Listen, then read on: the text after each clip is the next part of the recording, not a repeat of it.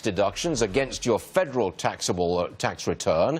I want to come on in, Matt Schlapp, chair of the American Conservative Union.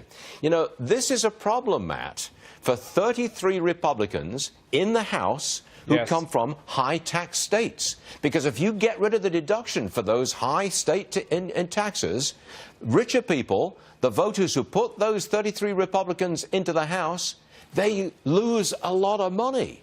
This could unravel the whole deal. Yeah, the House majority, the House Republican majority goes through California, New York, Illinois, and some of these high income tax states. So it's a precarious position for those members. And, you know, Stuart, it gets to the same question, which is when you attempt to cut taxes, but in the process of cutting taxes, if you feel like you have to pay for it by raising other types of taxes, and it comes out kind of a kiss your sister moment, it will not have the stimulatory effect in the economy that they're trying to get. But I say it's dead. I say it's dead because, you know, if you lose those 33 votes in the House, the Republicans in the House, you don't have a tax deal. So I would suspect that this is a bargaining chip and it will be taken off the table. You might be right. Let me give you the conservative point of view on this question generally, which is California has run amok. Texas is, New York is a high tax state. Illinois is a high tax state, all run by left-wing governments. They are raising taxes and raising taxes. Why should all the rest of the American taxpayers have to subsidize California's addiction to high taxes? Yeah, oh, fair point. Absolutely fair point. I mean, you're right on with that one. But handicap it for me. With these controversies over which deduction and how much, do you think we are actually going to get a tax bill done, signed, sealed, delivered by the end of the year?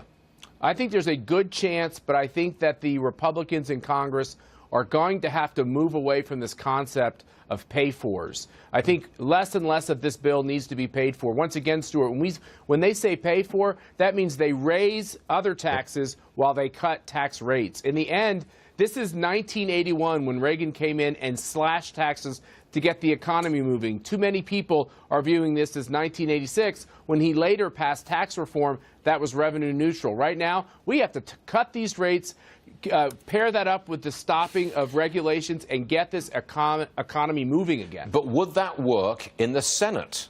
There are plenty of deficit hawks in the Senate, and if you don't pay for these tax cuts, you do actually run up the deficit, at least in the first couple of years. It only pays for itself later. In the first couple of years, that deficit really goes up. Will they stand for that in the Senate? Well, Stuart, they're going to try it their way. They're going to try it by finding these pay-fors. But if you're right, as we started this interview, and they stub their toe and it gets stuck, because the pay-fors prove to be politically unpopular, I think they're going to have to move to the reality of maybe there are some closing of loopholes, as some people like to call them, reduction of deductions, but pay for less of it, and let's get this economy humming. Republican presidents get reelected. Republican senators get reelected when the economy is growing. When it's not growing, guess what? The voters take it out on them. Do you think that some Republican senators opposed President Trump on almost personal grounds? They don't like him.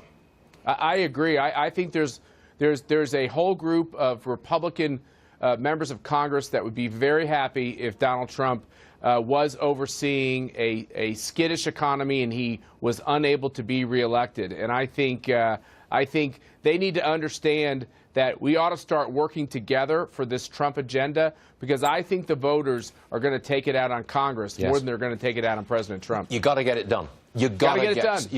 You've got to cut taxes. You've got to stimulate the economy. If you can't do that, what's the point of electing Republicans? Pointless. Yeah, that's right, Stuart. And whatever happened to having the character that if you don't intend to do these things and you don't want to stand for this Republican agenda, why don't you just quit and go home and give somebody else a shot?